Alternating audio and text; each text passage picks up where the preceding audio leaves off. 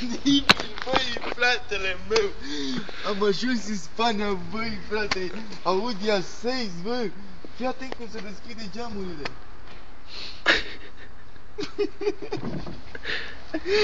Incredibil, băi, fraților mei. Și avem și, fii atent, și genți de inox ruginite. Nu-s ruginite. Băi, fraților mei, bă. Veniți încoace. Propăgat. Să vedeți niște becuri Audi A6 2600 de motor, becuri fosforescente, portbagajul, să zic.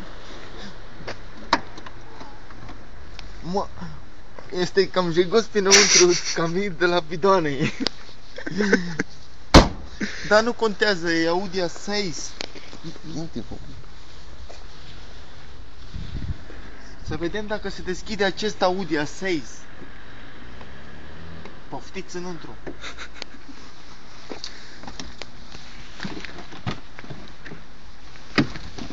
Bă.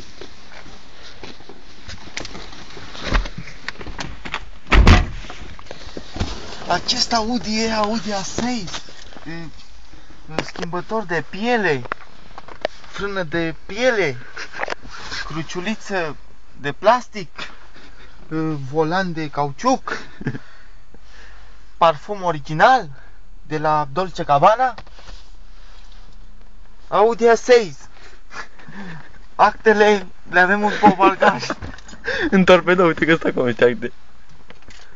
Nu știu ce la un torpedou. Aici este acte, dar e târziu. Baftă, băieți, în Spania e bine.